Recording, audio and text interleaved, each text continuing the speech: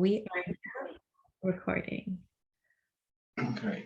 Wonderful. Okay. So thank you very much for joining me today, Swami. Thank you for inviting. I invited you to have this discussion for a few reasons.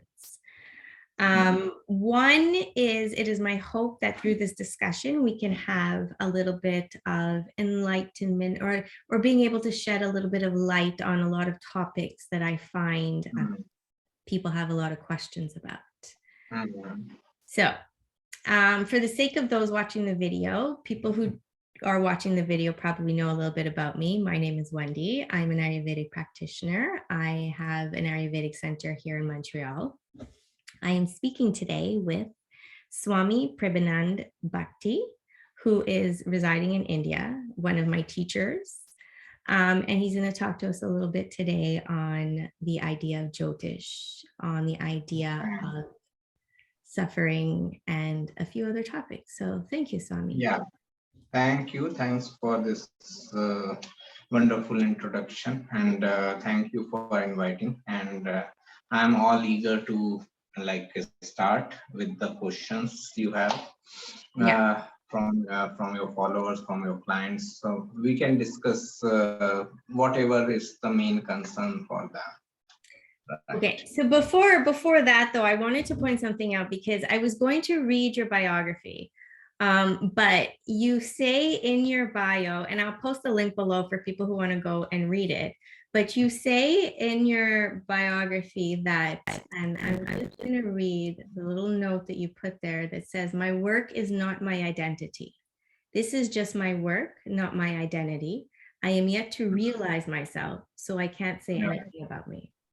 So I thought that was beautiful, because a lot of people identify. Right. It is normal, like when you ask, what are you doing? And people say, I'm doctor. Well, you are working as a doctor. You are not a doctor. Doing is not being. Understand difference between doing and being. Doing is something else, being is something else. This introduction will help you in our later questions also. The person inside this body is something else, and what I am doing as a profession is something else. Okay, so we try to connect because of language issues. We try to connect. I am doctor, I am engineer, I am healer. You are not doctor. You are working as a doctor. Exactly. You are consciousness who is working as a doctor. Exactly. Okay. Yeah. Right. So this is what I wanted to convey. That normally we say that I am an astrologer. Oh, I am not astrologer. I am working as an astrologer. This is what I said during our session on health session one we had with Meera Madam. Never say words like I am diabetic, okay, or I am heart patient, okay. It is like you are connecting that disease with yourself. I am diabetic. Now it is impossible, almost impossible to get rid of diabetes when you say I am diabetic, because how you will get rid of this I? Yeah. Yeah. Okay. So I this is 100% agree with you. And I see that so much in the work that I do as well, which is another reason why I wanted to bring up this topic, because people identify so much with their diseases, their illnesses or imbalances that they have, even Ayurvedically, knowing where they come, they'll come in and say, I'm a Vata, I'm a Kapha, or, in understanding that we're everything, just different things at different times. right. So okay, but before we get into that topic, I just wanted to for the sake of being a little bit of devil's advocate in the situation, I am a big believer of Jyotish. I think that it has done it's been amazing for me to understand my chart, to be able to understand what my strengths and my weaknesses are, to understand what my victories and challenges are, and the paths that I should take and the things that I need to work on, and the guidance to be able to have that works better for me. But for those who don't know the idea behind Jyotish, before we get into anything else, if you could just explain a little bit on what Jyotish astrology is from your perspective. Jyotish, as I understand, it is one of the occult practices, one of the mystical knowledges, which can help you not only like finding your path, finding your place in this universe, what you are here to do, the kind of purpose which we all seek, but it is the biggest way, if we understand occult side of life or astrological side of life, astrological knowledge, it is the biggest help we can have to let go of our ego. Okay, it is the biggest help in our process of enlightenment. Osho says very nicely in one of his preachings on Jyotish, actually, that book name is Hidden Mysteries. He says that heaviest blow of astrology is on ego. Okay, understand what he says. A heaviest blow of astrology is on ego. Why so? Because suppose I come to you and I take this consultation from you, and you said, okay, fine. I told you that, okay, I'm trying for this job, or I'm trying for this, that thing, property and all. And you said, okay, fine, you are trying, that is good, and you should keep trying. But you see, when you start this dasha in this time period, and then this planet moves there, then you can expect this property to come to you, opportunity of buying this property. This one statement, if I am little bit conscious, this one statement should hurt my ego, should destroy my ego, because this means that someone else is running the show. Yeah, it means you're not in control. Yeah, Right. It is like, always okay, wants to stay in control. my efforts are okay, my efforts are important, but they are not all important. Someone else is running the show, and someone else is moving these planets here and there, which are bringing events. Yeah. So for me, the biggest purpose of astrology or any occult science is to make you let go of your ego, to destroy your egos. Another thing is being proactive. You can become proactive through your astrological chart or astrological predictions, that okay, and this type of event is expected. Like we are going through this difficult time period right now, where in transit Kal Sarp Yoga is there. Lots of planets are between Rahu and Ketu, and even like one month ago, all the planets were in Saturn signs, Capricorn or Aquarius. Okay, so many planets were in Saturn sign, and Kal Sarp Yoga was there. This was like very difficult time period, okay, for health wise. Now, if you are aware of your astrology or your dashas, transits and all, you can take proactive measures to mitigate the circumstances which can cause some illnesses during this time period. You can eat healthy, you can avoid overeating, you can avoid non-veg food which may increase health issues. You may avoid tamasic food, I can say, or like alcohol and all. You can reduce it for that time period, so that you can deal with this time period in a better way. So this is the whole purpose of astrology for me. It should make you proactive. Okay, so what about if somebody comes to you and somebody says, how is that possible? How is it possible that the planets are dictating my life? And how is it that I'm not in control? When their ego kicks in, how can you break it down for somebody to understand the science behind what Jyotish is and the information that it gives you? Okay, so it is not that our life is not under our control during this time period. We are in control. Didn't happen after our conscious choice. If at all the choice was there, it was unconscious choice. Okay, understand what I am saying? Conscious and unconscious choice. Only the enlightened ones, when they take birth, they have conscious choice. Right. Someone like Osho or someone like Swami Vivekananda, when they take birth, it was their conscious choice to take birth in that time phase and all. We don't remember anything about our birth. People like you and I, we don't remember anything about our birth, so our birth was unconscious. Okay, it was not our choice, our conscious choice. Likewise, our death is not our conscious choice. We are not aware when we are going to die. When these two elements are when these two important events are not part of our choice, how can anything in between can be part of our choice? Mm. Okay, Yeah. so our life is never in our control. Okay, it is that same thing. So only an enlightened one person's life is in his control. Okay. He So knows he knows when he is leaving. He knows when he has come and what was the decision, why he took the decision to come on in this incarnation. So this Only is where he. you would say the ego, sorry, not to cut you off. This is where you would say that the ego identifies people with the ability of control, of not Yeah, being able to control your birth and your death. There has to be the idea that you cannot control every single right. situation in your life. There are governing In between. energies above that. And as we know, like even if we don't want to go into astrology, okay, even for one moment we say that okay, it is all witchcraft, nothing works and all that. Fine. At least people believe in astronomy.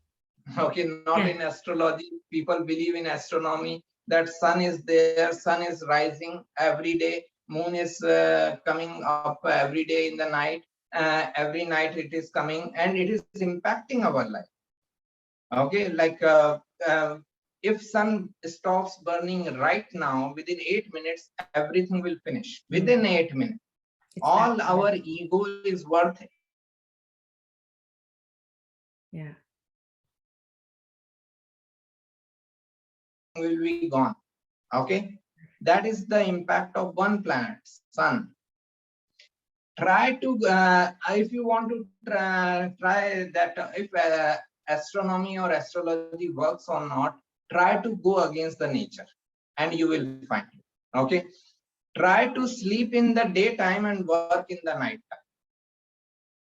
Yeah. Well Okay, said. and We right, function the same as nature. right. When you go against the nature, and then you will know who is running the show. Yeah.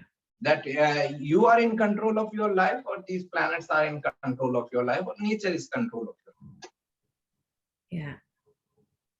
Okay, so so when you start to read someone's chart, okay, and you look at their charts and you look at the planets and where they are in their charts and the houses, because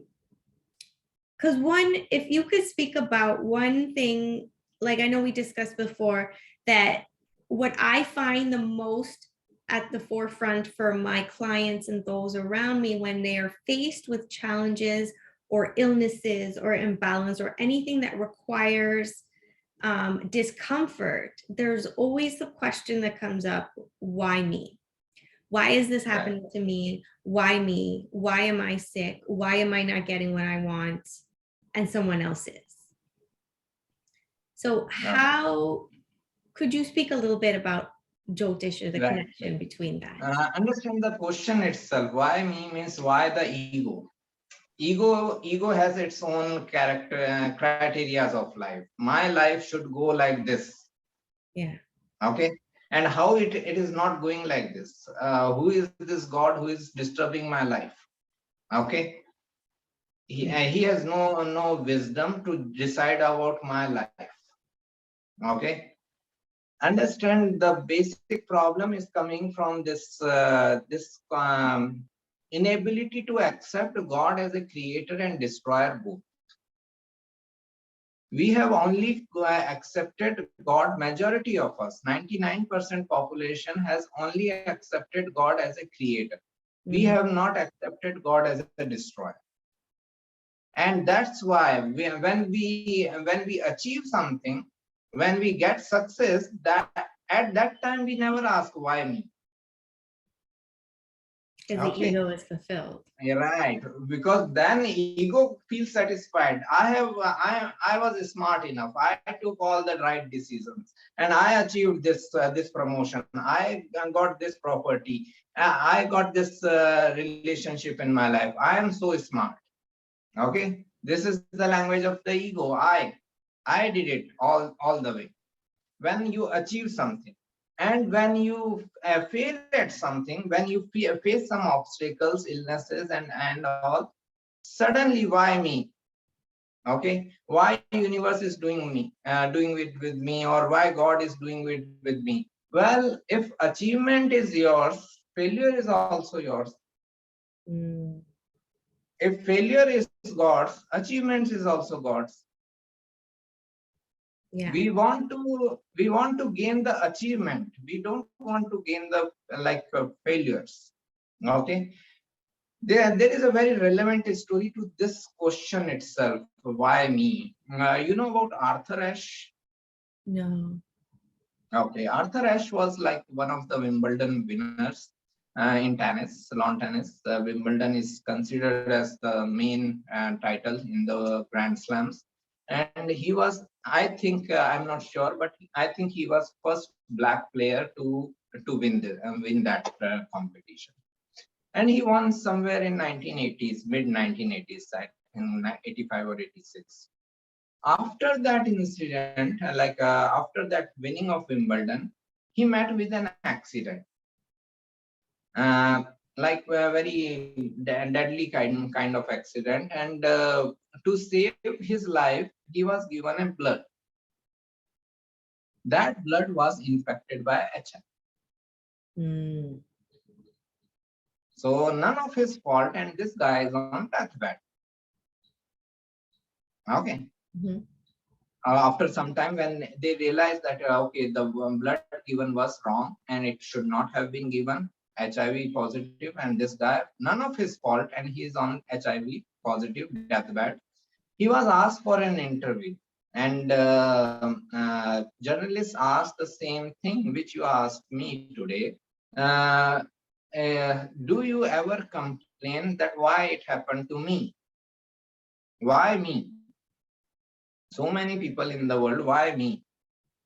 So Arthur Ashe said a very nice thing, which is a lesson for all of us. He said that thousands of children start playing cricket, playing tennis in their childhood. Thousands of children start playing worldwide.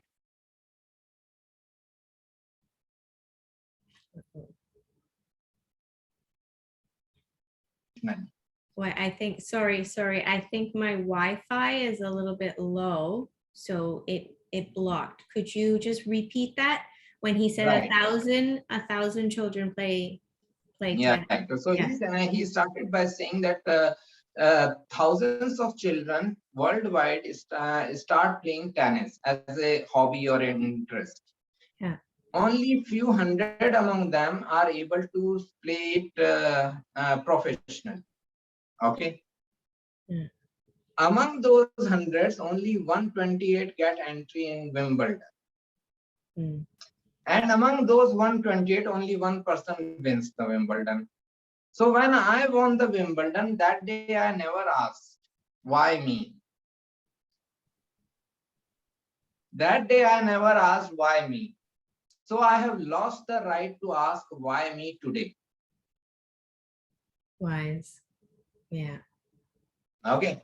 So this is the main thing, that whenever something nice happens in our life, whenever we achieve something, whenever we get some success, that day we never ask why me.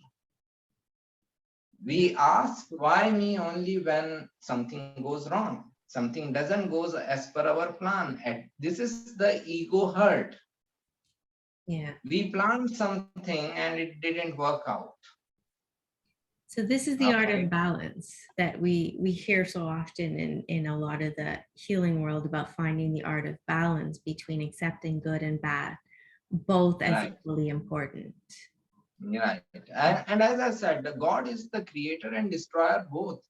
Yeah. The one who is giving you health is also giving you illness. Because in illness time only we realize the importance of health. Yeah. Understand it like this. Suppose there is a child.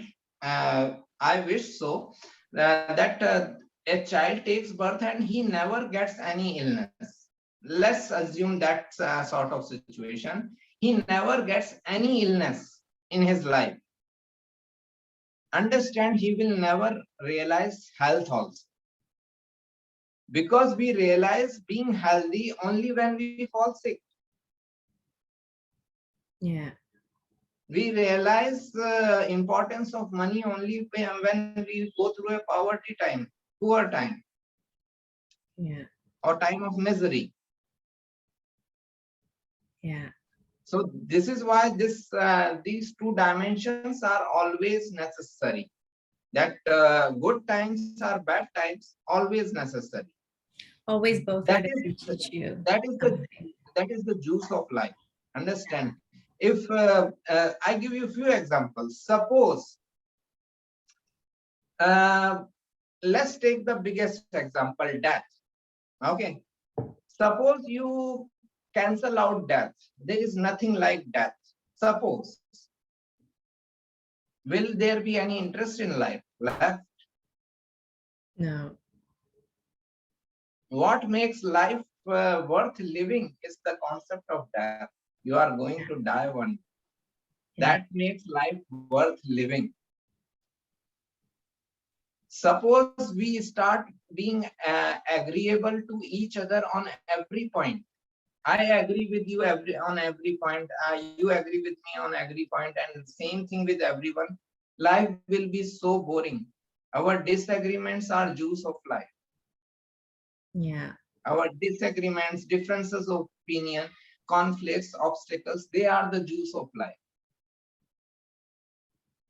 So ultimately, in the end, when somebody approaches with the question of why me, it ends up being a shift in perspective of acceptance, learning Yeah, about the yeah. ego. They should. Sorry to interrupt you. Like, please continue. Okay. Then I will.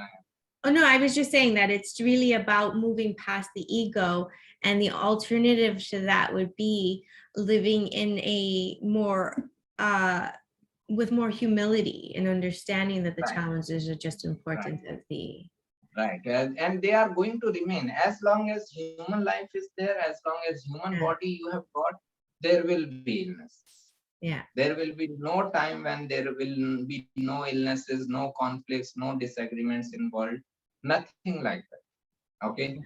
When we have so many people, we will have so many conflicts also. We will have diseases also. yeah, I give you another way of looking at it. There are stories of like enlightened ones also have illnesses and all.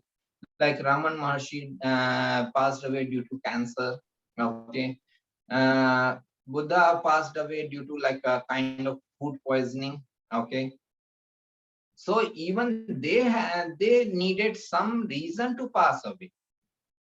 yeah, Okay, and understand it like this. So we understand, okay, person is getting ill, he is becoming weak because of illness, and then he is dying. Okay, for enlightened one, it is the situation that because his death is coming near, his body has become weak, and that's why he got the illness. yeah, Okay. It is the other way around for them, that okay, fine, Raman Maharshi is supposed to pass away at some point of time. He has to have some disease. Cancer has become that reason. yeah, What is the big deal? Some other disease would have become reason. yeah. It's like everything in Okay, nature has to progress right. one way or So another. this is one way of looking at it. Another thing is like this. There was another example I was giving. I just forgot. We will continue our discussion. If I remember, I will tell you. So Okay. this is the thing. Like we have to accept all the dimensions of life, which includes death also. Death is also a dimension of life. Illness is also a dimension of life. The same God who is giving you prosperity is same God who is giving you illnesses. Now I remember that thing. In Sanskrit, we have this one shloka, one verse. Sarve bhavantu sukhina, sarve santu niramaya. Okay, it is like one portion of the whole verse. The whole verse goes like this: Sarve bhavantu sukhina, sarve santu niramaya, sarve bhadrani pashyantu ma kaschit dukha bhavet. Okay, this portion means Sarve bhavantu sukhina. Everyone should be happy. Everyone should be prosperous, and Sarve santu niramaya. Everyone should be healthy. All right. It looks nice, right? Yeah. But tell me, if everyone is healthy, how doctors will be happy? Doctors make a living off of your suffering. Yeah. Right.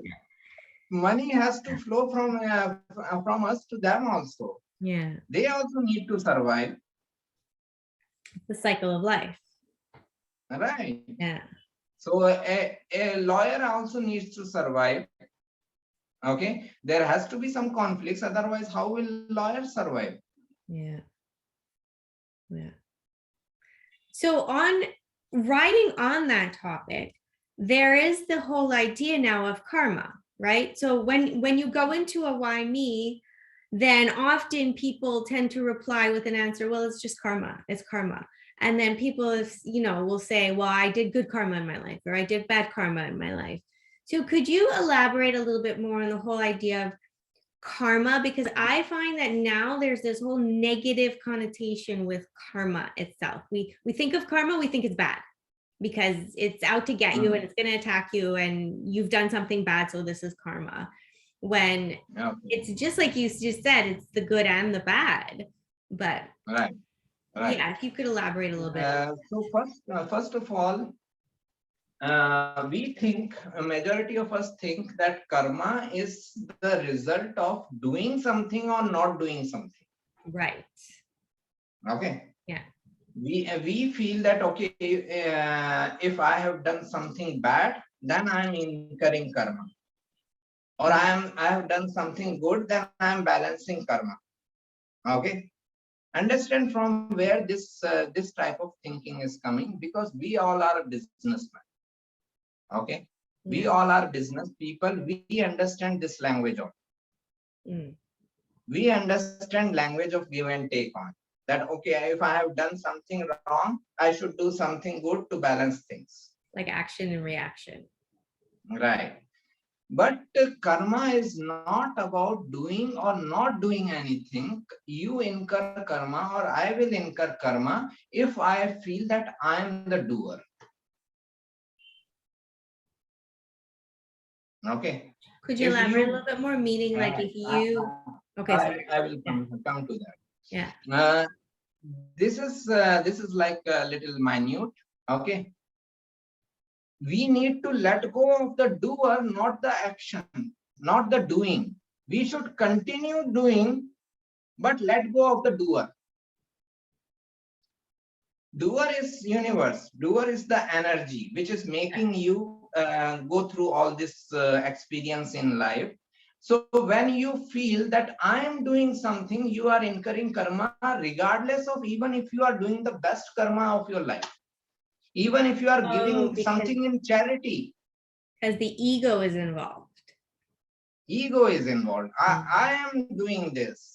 Okay. Even if I'm giving something in charity to someone and I feel that, oh, I am so great that I have done this charity.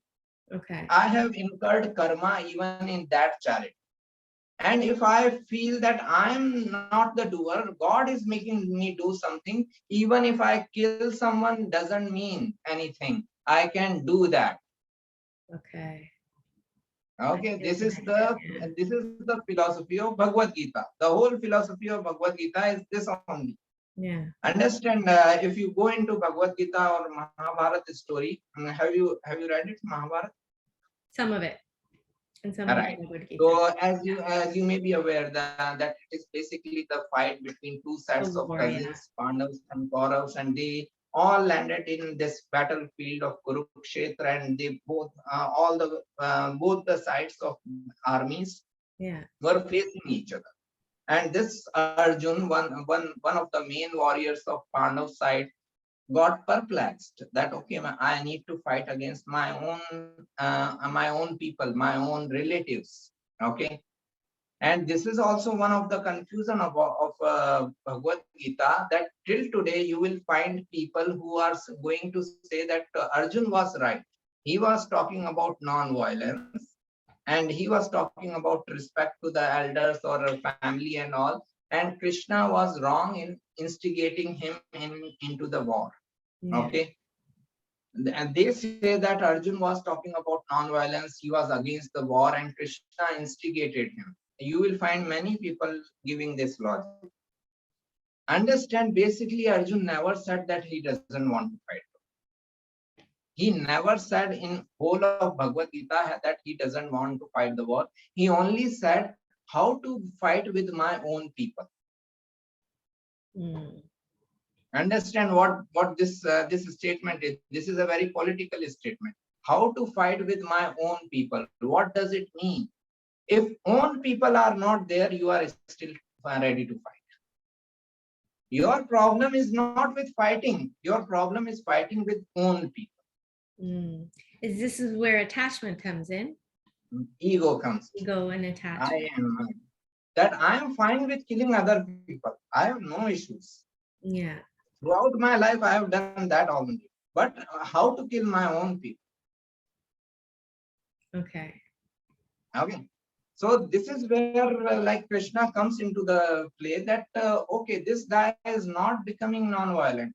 He is just adding selfishness into violence. He is becoming super violent.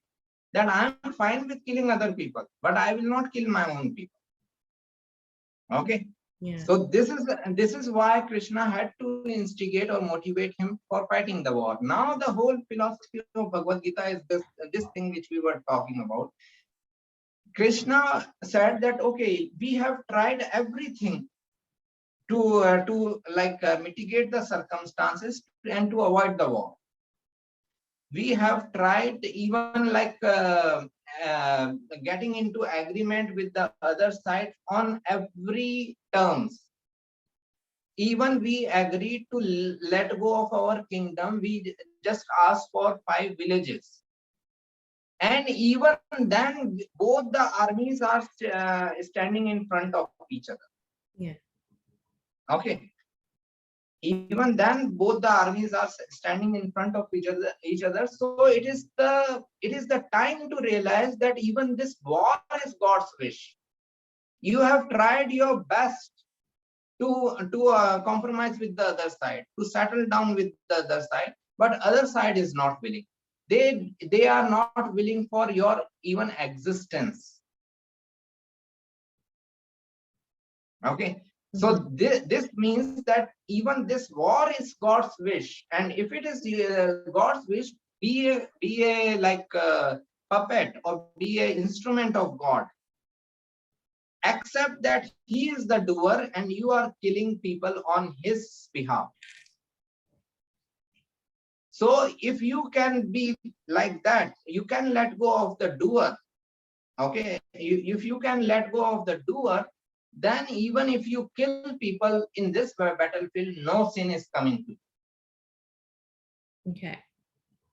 Okay. So from an outside perspective, so I understand it, I get it, but from an outside perspective, how can you differentiate then that doing the God's will is not feeding into the ego as well?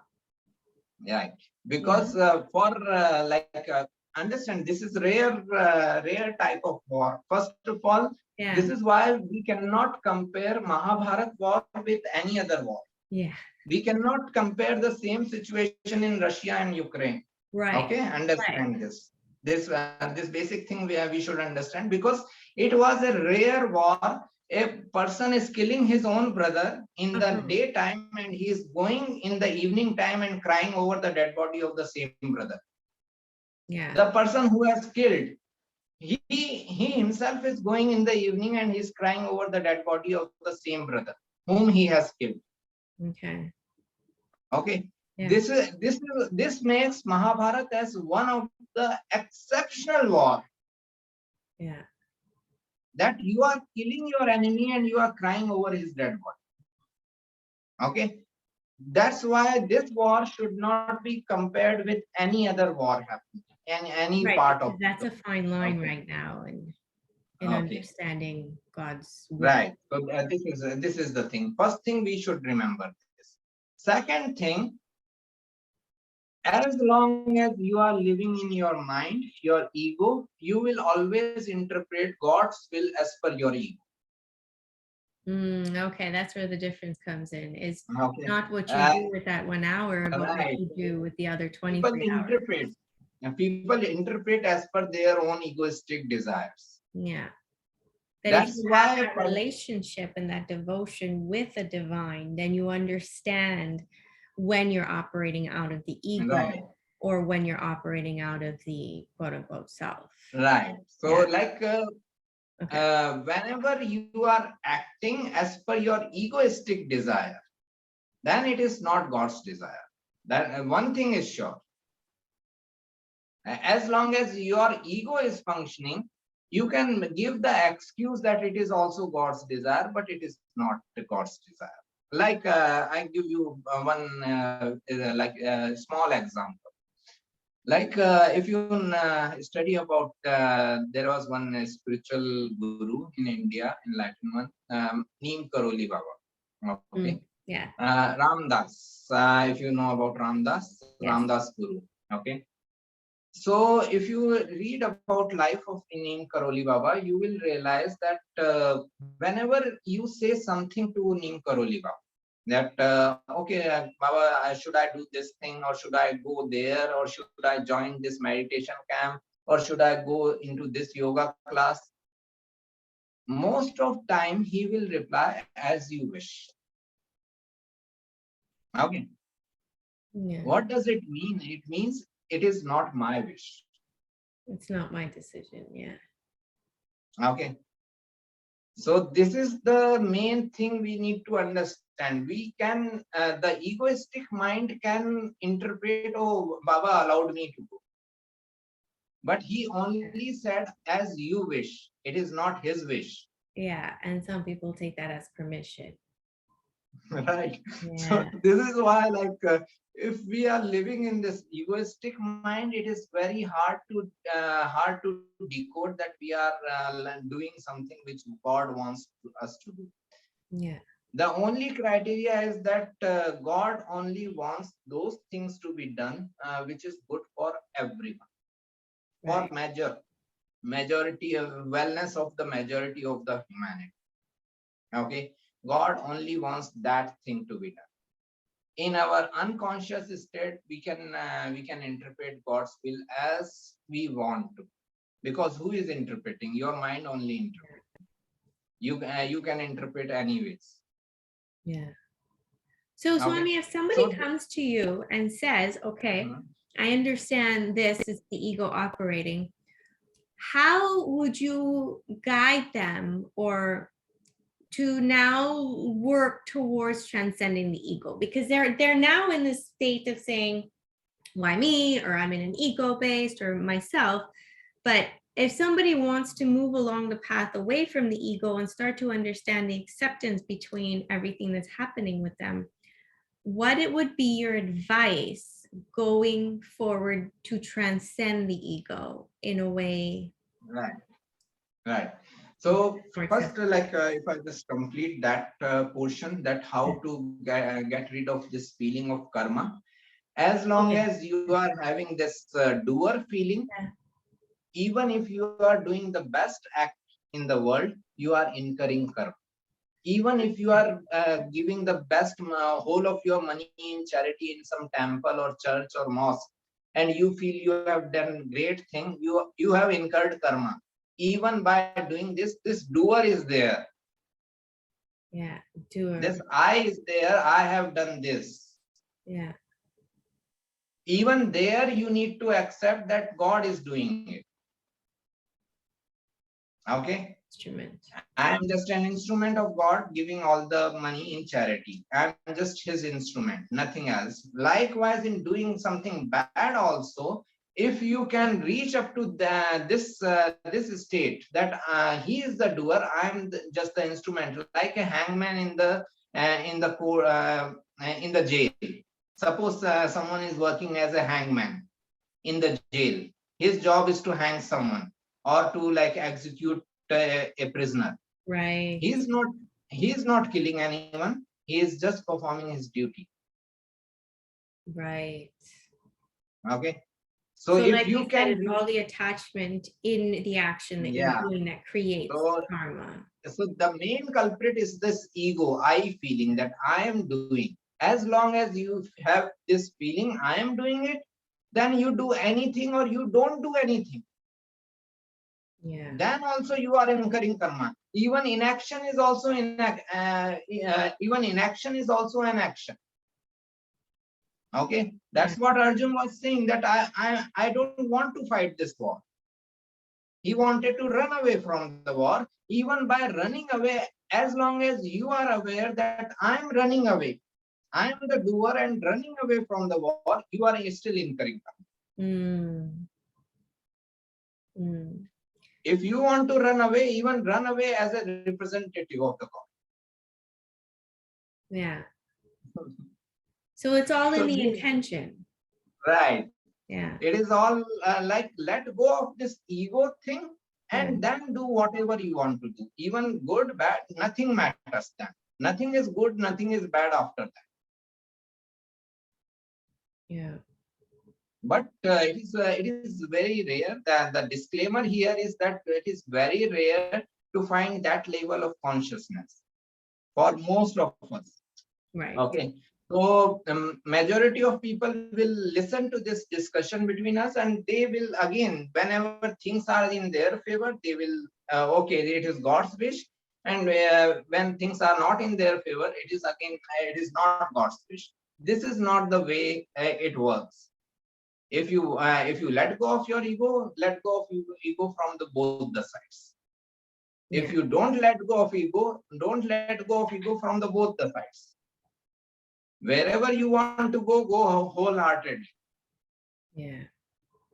Okay. Yeah. This is the, now so this like is you just are like on the question that I had asked you, how do you know? This was off of our topic, but I mean off of our discussion before when I had asked you, how do you know when your karma is resolved? Because we hear a lot about the karma,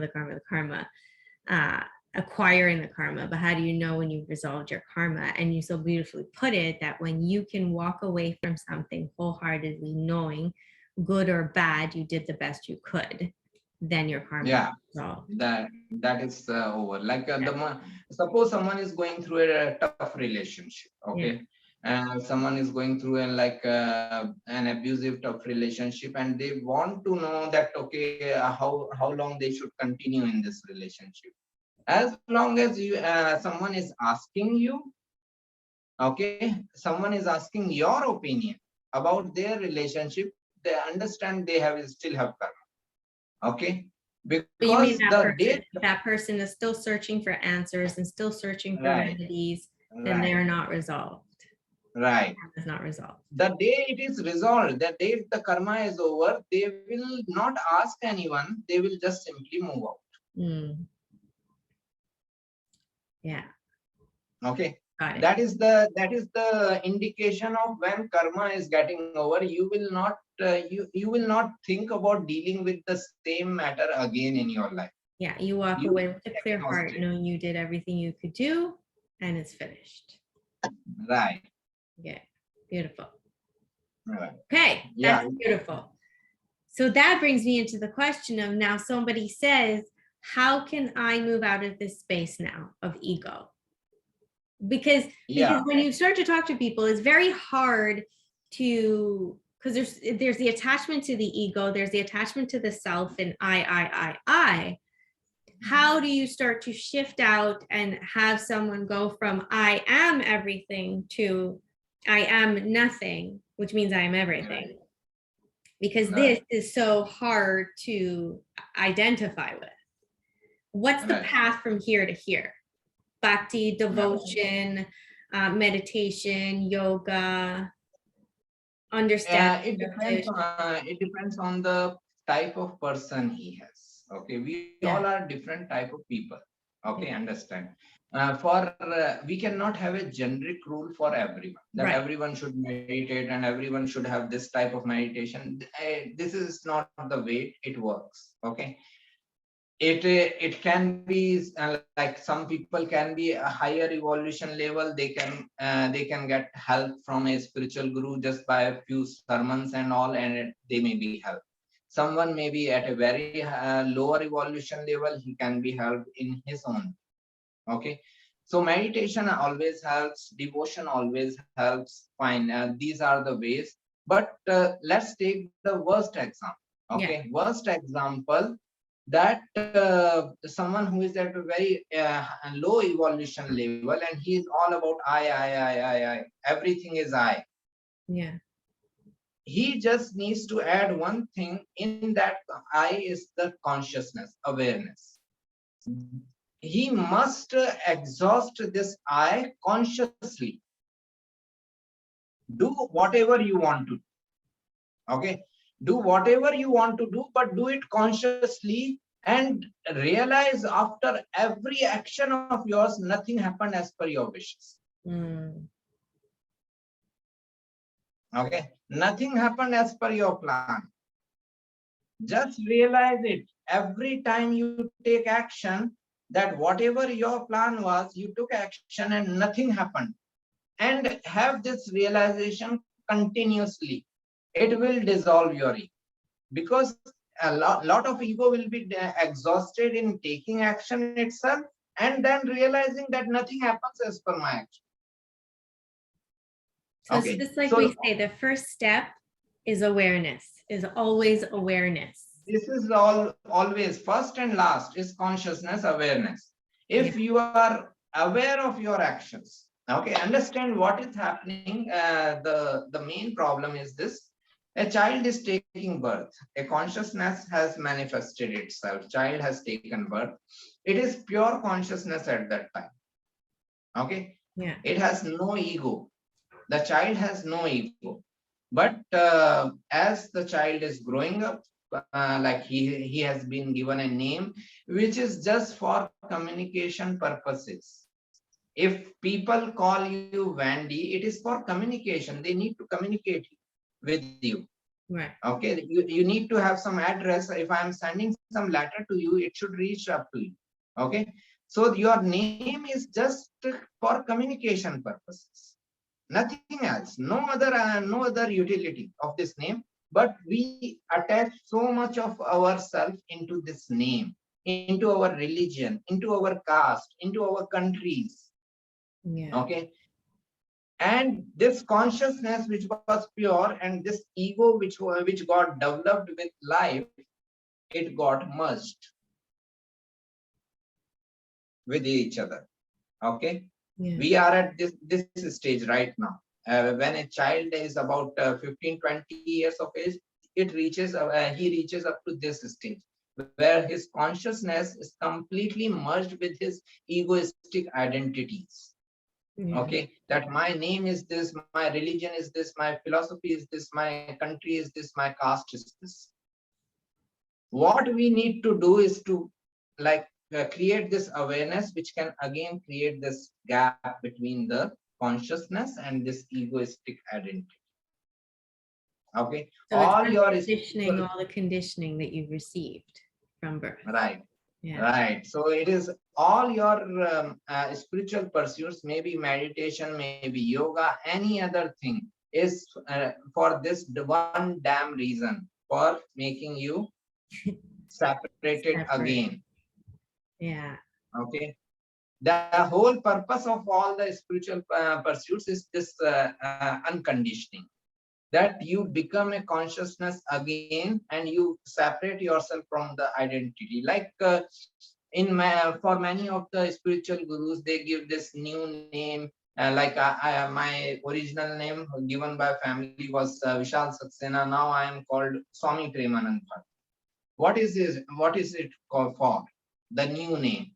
It is for breaking your identity from that one person with whom you got connected. So it's like a new conditioning. Right. So this is important. You say like how to dissolve the ego. This is the only way to dissolve it. Okay, awareness, consciousness. Put every action you want to put. Okay, you want to achieve promotion. Okay, do whatever you want to do in your job setup. Work as much hard as you want to work, but then realize that you didn't get promotion as you expected. That consciousness should be there. Once the consciousness is there, now second time you will not do. We cannot do anything wrong consciously. You're right. Yeah. That's Understand? beautifully put, because a lot of people think that if you're going to move past the ego and you're going to start to do the work, you have to actively do things. Right. Starts So with the like active process. like one of my student in our class asked me that she was very fond of posting political matters on Facebook or like social media, and we all know that this is like very toxic. It has gone very toxic these days, all the political discussion and all. Mm-hmm. So she wanted to get rid of it. Okay, well, how to get rid of it? I told that post if you were posting two political posts on Facebook per day, post 20, but do it consciously. That your posting of anything didn't make any difference in the world. Mm. Okay, you're making a political post on any topic didn't make any difference in that political topic or problem or with your country or with your whole world. It didn't make any difference. So even if you had not posted it, it would have been fine. Mm. Right?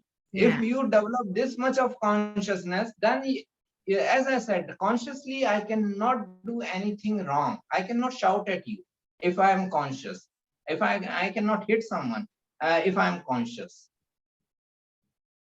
That consciousness is important. The awareness factor is important in your daily life, 24/7. So that's Okay, the main focus of it awareness. takes time. It does, yeah. Right? It takes time. It takes time because of the same thing. The conditioning has been for 20-25 years. Now unconditioning will also take some time. It will take Yeah. at least 5 years also. Yeah. And this is the human nature of wanting fast results. How do I get rid of the ego fast? How do I heal fast? You know, how do I connect with God faster? Right. Yeah. Instant enlightenment. Yeah, exactly. Instant enlightenment, Right. instant healing. So, yeah, instant healing, instant enlightenment. Again, we can say everything is process. Yeah. Eventually, enlightenment or healing will take place instantly only. Eventually, in the last moment, it will happen instantly only. But for that moment, you have to go through a process. Yeah. Understand it like this: if you are cutting a tree, okay, Yeah. it will be cut off with the 100th strike of the axe, but The so last it is strike. instant. But for that, you have to put 99 other strikes first. Yeah. Yeah. So it's the patience, Right. patience and the continuous everyday work of bringing awareness is what Right. will dissolve the ego in the most productive way. Yeah. Wonderful. Okay. Right. Okay. So I have another question. So can you put into perspective how Jyotish can help somebody understand a little bit more on their purpose? Because we're speaking on a general level and like, okay, worst case scenario of somebody on the lowest level of evolution and bringing their awareness in. So now, because for me, how I see it, I think it's beautiful to have, you know, yoga for the things that you need to physically do, Ayurveda, how to do it, and then Jyotish gives us a good understanding of why we're doing it and the karmas that come in to play based on your planets and your houses. So can you explain a little bit of how Jyotish works as a good tool for some people to understand? Right. So this is what I always say, like understand Jyotish Jyotish is actually the test of your Sorry, consciousness. can I just say one thing? Because I just want to also reiterate to viewers that you weren't always an astrologer. So you've done enough study and enough testing of others' expertise in this field that allow you to now, because you were a lawyer, and then you moved to teaching law, then you moved to corporate law, to now universal law. And so I just want to reiterate to viewers that it's not that it's something that you kind of came into, it's more try, tested, and true for you, therefore has now come into your purpose with it. So sorry. We can say so. Like with me, there is no like family background. No one in my family ever saw their own chart. Okay, so that was the situation. My father had little bit of interest in palmistry, but nothing more than that. Okay, nothing like professional palmist and nothing like that. He was also in army, and then he became a lawyer. So no family background. So like what I talk about generally is through my studies and through my experiences. Okay, what I have seen in people's life. Okay, so this is where it becomes very helpful in understanding astrology or Jyotish, because understand Jyotish is the biggest test you can have to understand someone's consciousness level. Okay, understand what I am trying to say. If you want to know that okay, if person is at lower consciousness level, middle level, or higher level, give him a situation and see how he reacts in that situation. Okay, like 12th house, every house, every sign, every planet will represent thousands of the things in astrology. As you know, in Jyotish, every house represents many things. Sometimes they represent opposite things also. Contradictory things also. Mars represents protection, Mars represents violence. Mars represents defending, Mars represents bloodshed. Okay.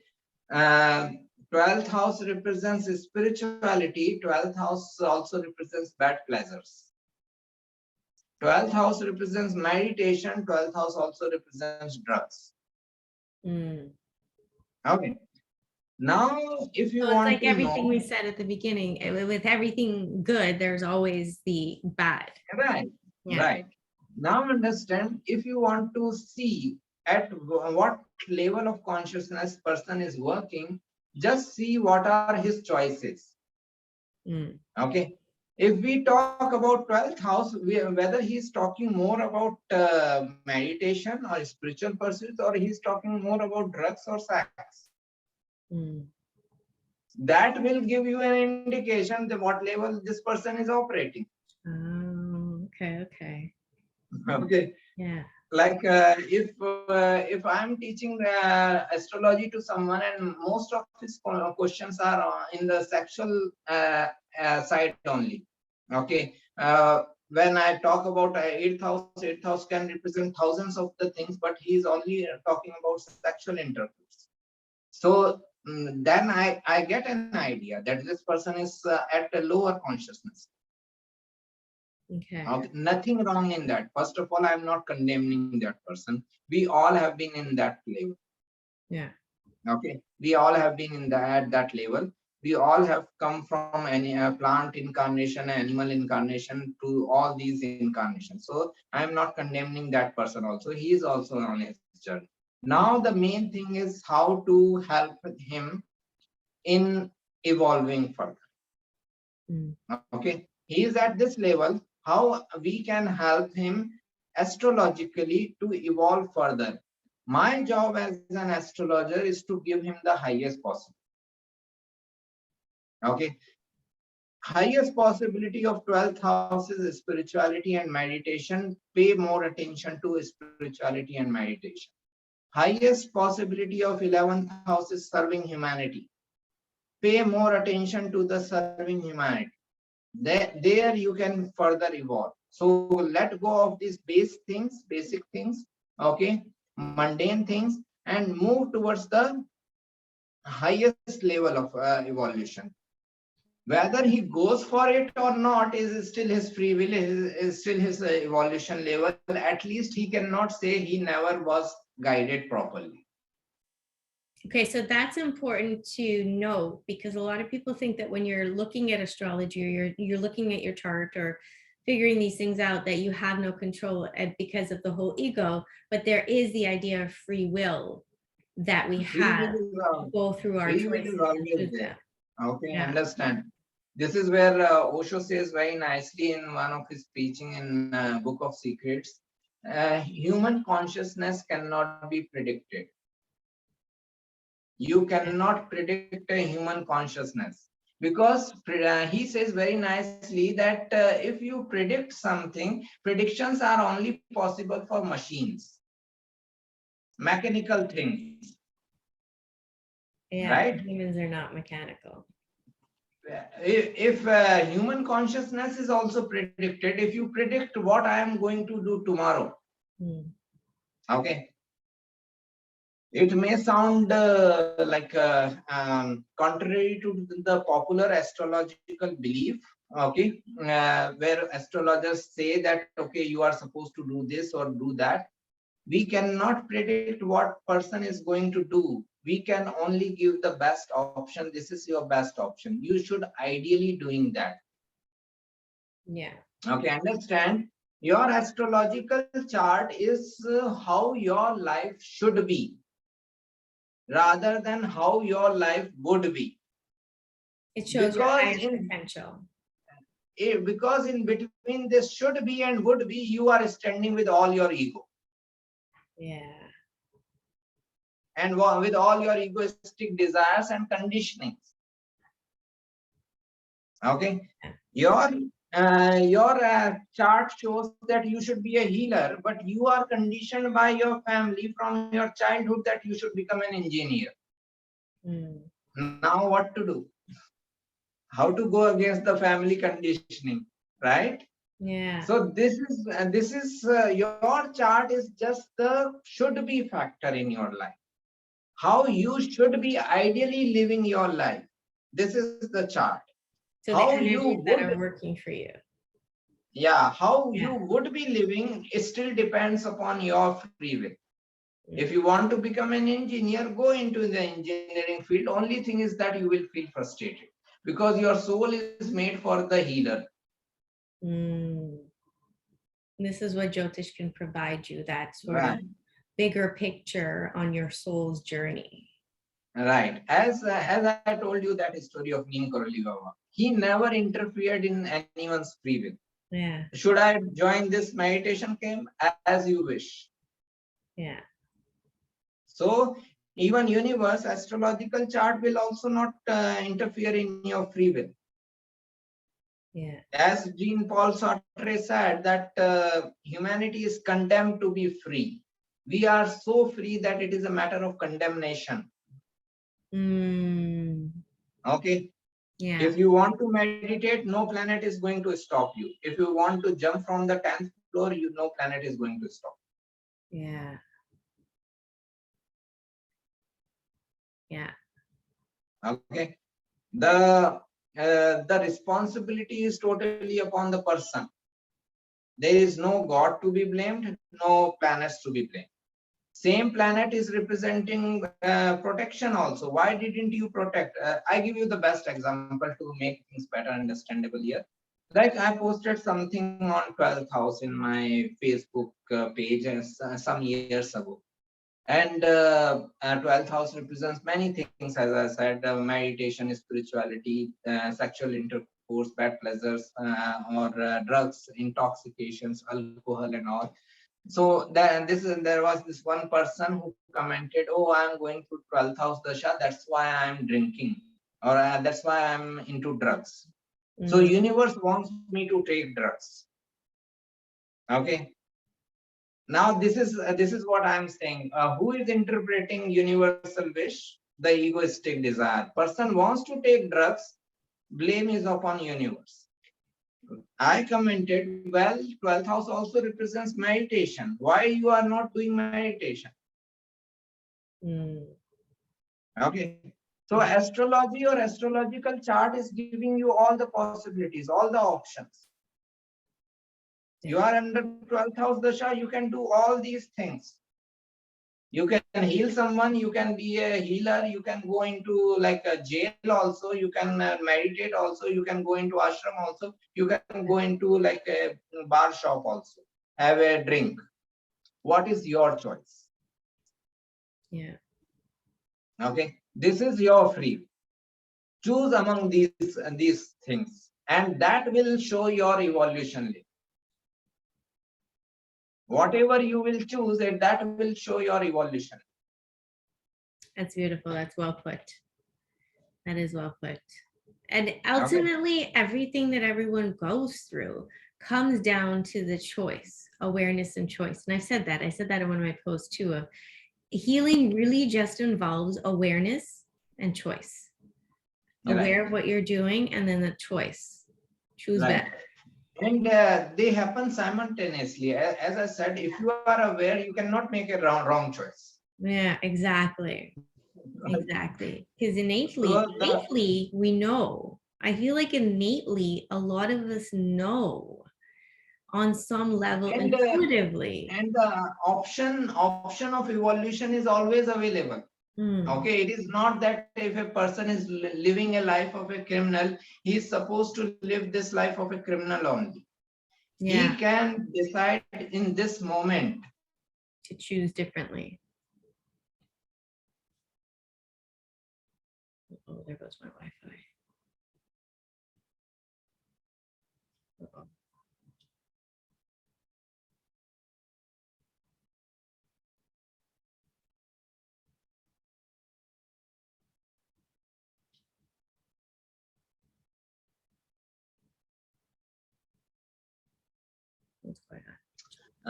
if I just do you know about this guy Ed Camper? Sorry, Swami, my internet froze there for a second. I'm not sure if you were talking, we cut off.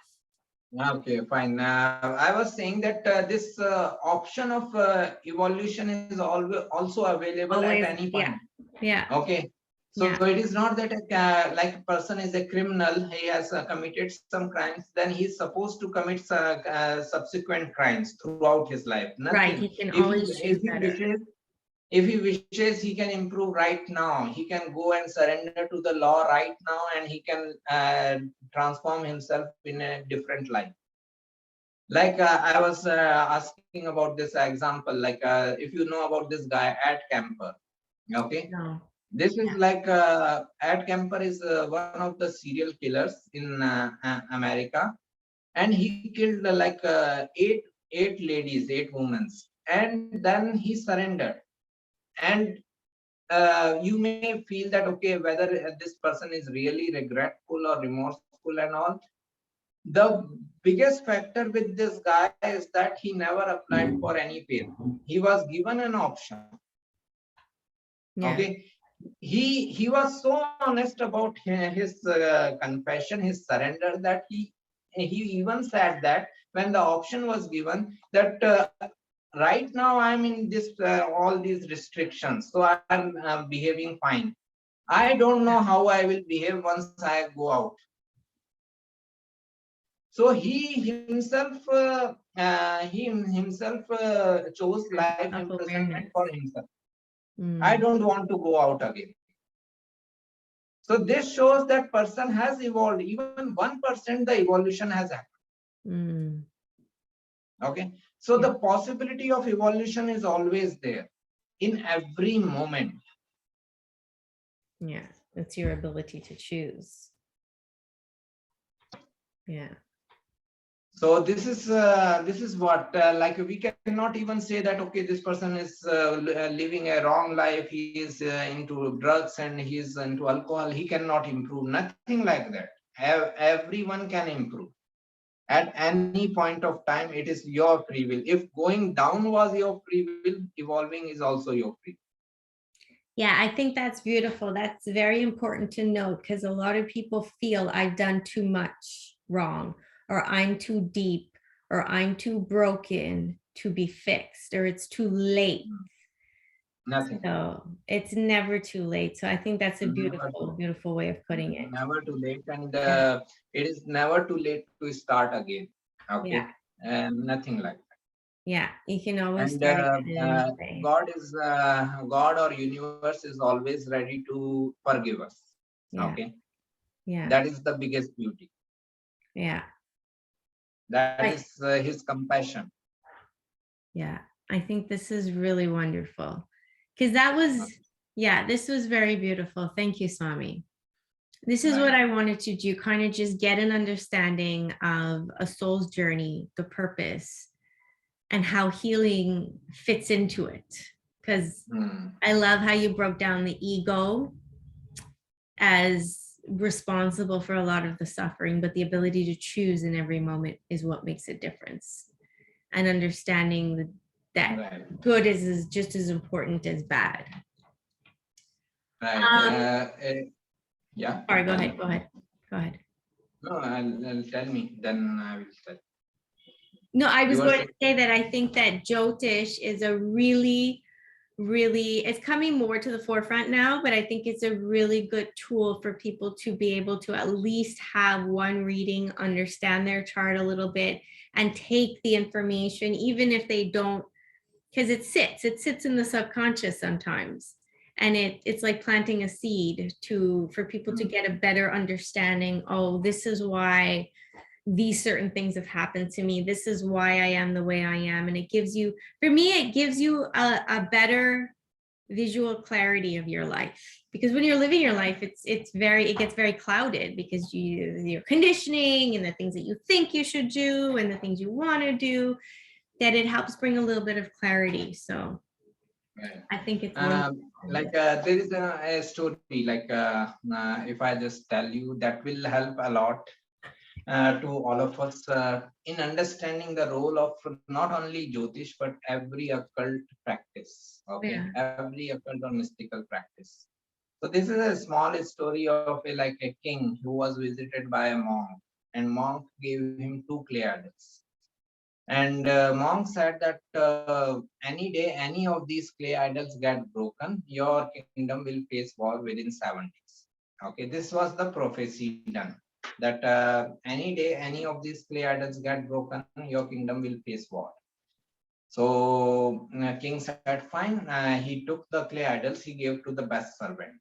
Okay, take care of these idols, make sure that they never get broken, otherwise we will punish if anything goes wrong. Poor servant, what he can do? He just took the idols and he started taking care of them. And as he was taking care of everything else, one day while cleaning, one of the clay idols got broken. Mm. Anyways, they were of clay only. They were supposed to get broken one day. Okay. So one of the idol got broken. King was informed. Okay, one of the idol is broken. What to do? Okay, put him into prison. If anything happens within 7 days, we will punish him. On fifth or sixth day, a neighboring kingdom attacks this kingdom, and the war starts. Okay, present the servant in the court. So king says that you didn't do your job properly, because of you. So such a huge war is happening, so much of loss. We have decided to give you death punishment. Do you want to say something? Servant said that I want to break the second idol. So king said, I didn't understand. Servant said that it is also of clay. One day it will be also be broken, and you will hang that second person also. So if someone is dying for this stupid reason, only one person should die. Why should two people die? Mm. So king said, I still didn't understand. Servant said, you never understood what monk wanted to say. Okay. Understand, this is the important part. War is not happening because of breaking of idol. Breaking of idol is an indication that war is coming. Someone is preparing against you for war. So rather than putting me into jail, you should have started your preparation. You had 7 days time. Okay, understand. This is astrology. This is astrology or any other mystical science, palmistry, numerology, whatever you want to. Okay. Yeah. It should make you proactive in your life. That, okay, war is coming, rather than waiting for the war, start preparing for the war. Okay. These planets, Saturn, Ketu, Rahu, Mars, they are not after your life. They are having no fun in giving you any trouble in your life. Okay. They are just indicative pointers in your chart. If you don't take care of these areas in your life, you will have some war coming in these areas of life. So start preparing for the war rather than waiting for the war. Well put, preparation. Right. Yeah. So this is the whole purpose of astrology. Even in your health issues, like where we started this session. Why me? Ask those people what type of lifestyle they have lived. Okay, which led to this type of illnesses to them. And they will get answer, why me? Okay. That's true. It's yeah. Right. Yeah. So and are you with it? Yeah. Right. If I'm drinking day in and day out, if I'm having non-veg food every day, I will have a high cholesterol one day, and I will have a heart attack. Yeah. What is the big deal? Why to complain? Why me? It is because of me only. Yeah, I say that to some clients when they come in, because to change habits are hard, but clearly it wasn't working what you were doing before. Right. So changes. So it is like if I'm speeding in my car and if I'm met with an accident, how can I ask why me? Yeah. Yeah, exactly. Okay. Yeah. Right. Yeah. So this is the thing we need to like understand. Either leave everything on God, good or bad, everything, or take responsibility of everything in your life. These are the two options. Wherever you want to go wholeheartedly, full-fledged. It should not be that when you get success and achievement, okay, I was very smart. When success is yours, failure is also yours. Yeah. Take responsibility of your failures also, your health failures also. Yeah. Yeah, because they're all teachers. Very well put. Very well put, Swami, because even I sometimes, the answers are of the simplest, like it's the simplest answers to the most complicated questions. That sometimes we look for complicated answers because they're quote unquote complicated answers, but it really is the simplicity of taking responsibility, navigating between the ego and the I am. Yeah, beautiful. So no problem if someone wants to follow ego also, then also it is no problem. But he should take responsibility from both the sides. Yeah. It should not be when he achieves something, then he has done it.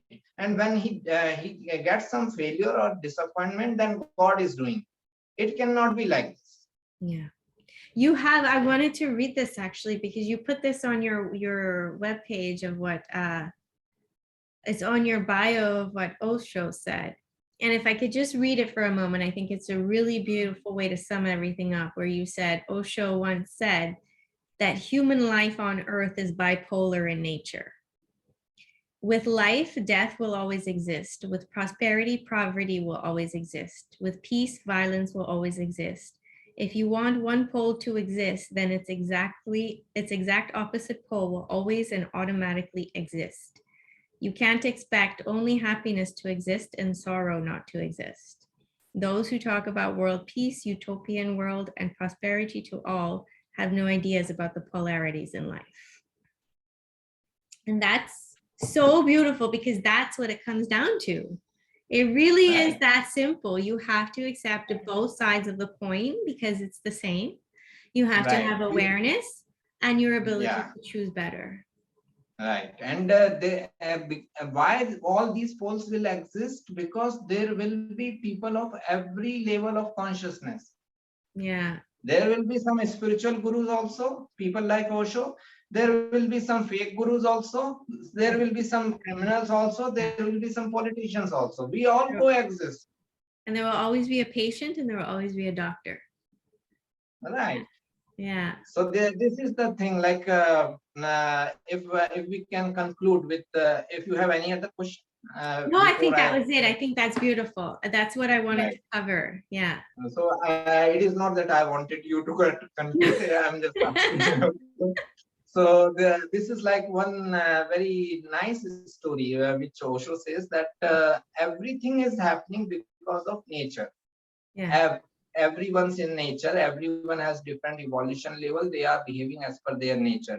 There is nothing to question about. And he narrates a very nice story that there was this kingdom, and in that kingdom everyone was super rich. Okay, everyone was super rich, and everyone was living a very luxurious life, very good life and all that.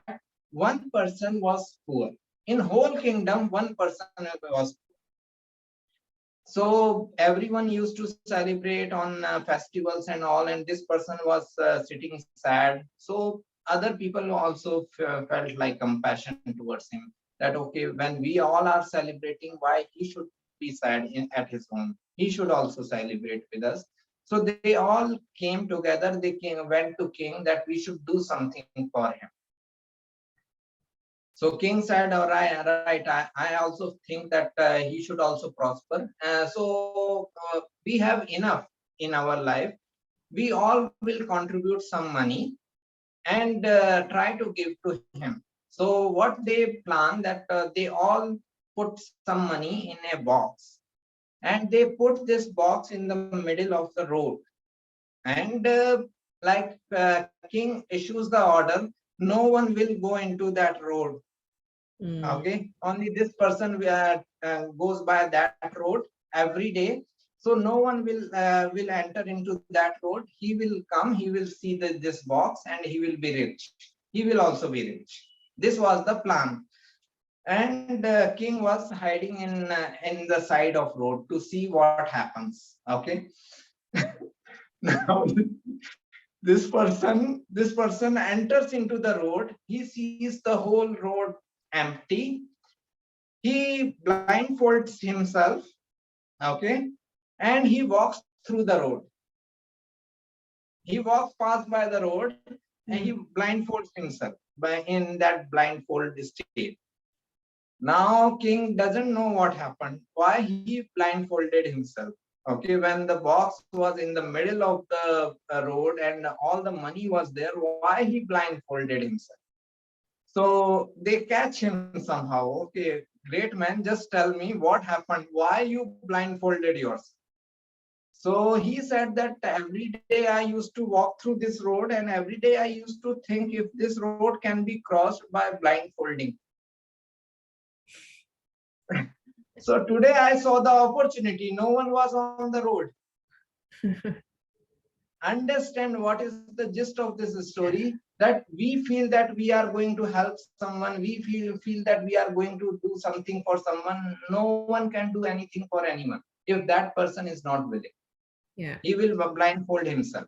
You can give options. You should give options. That's why I'm always about giving the best option to the person.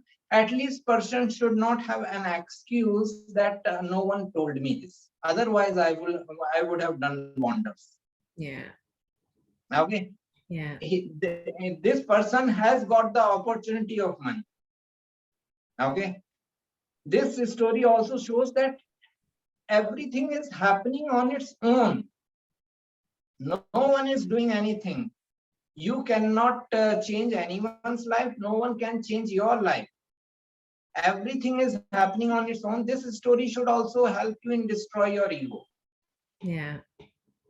I'm glad you bring that up too, because that's so important to know. When I read this story, I heard this story, I tried and this, okay, understand, I tried it, if it works or not. So once it happened that very next day, I had 2 consultations. Yeah. I gave both of them same time, exact same time. You also call me at 5 p.m. and this person will also call me at 5 p.m. Let's see what happens. One person at 4 p.m. messages me that I am busy, I will call at 6 p.m. Yeah. Understand, Yeah. this itself means that we are not doing anything. Energy is running the show. Energy is everywhere. And energy is balancing out things, no matter. Okay. If a crime happens, a law also takes place because of that crime, and that law ends up in helping thousands of others. Yeah. So even that crime is beneficial. Yeah. Yeah, Okay. I'm a big believer in that. Yeah, absolutely. I love that story. I love that story that the universe and something else is shifting everything. I think that's so important to note too, because of the requirement of taking responsibility, because in the field that I'm in, and you as well, a lot of people probably just come and say, fix me, fix me, fix me, and look to healers and look to doctors. And yeah, it's important to understand the responsibility. At the end of the day, responsibility is with person, individual only. If he wants to achieve, if he wants to evolve, he can evolve any moment. He can choose to evolve. He can choose to remove his blindfold any moment. Yeah. Okay. If he doesn't chooses, it's also his responsibility. Yeah. Okay. So this is the gist of our discussion today, that it's all about like responsibility, taking responsibility of everything happening in your life. That you have control within a partnership of the universe. I think that's important. It's not just the energy of God, or it's not just the energy of both of just you. It's a partnership. Yeah. Beautiful. Well, thank you very much, Swami. I know that it's late over there. It's probably past your bedtime. We're just getting our day started over here. So I thank you very much for your time. I'm going to post the video up. I'll let you know. And I'll put all the information below too, if anybody wants to get a chart reading from you. Sure. No problem. Okay. Thank you. Thanks for inviting. And let's hope we can connect again for another session at any point. I would love that. I would love that. We'll discuss that. Great. Thank you so much. Thank you. Thank you. Bye-bye. Take care. Bye.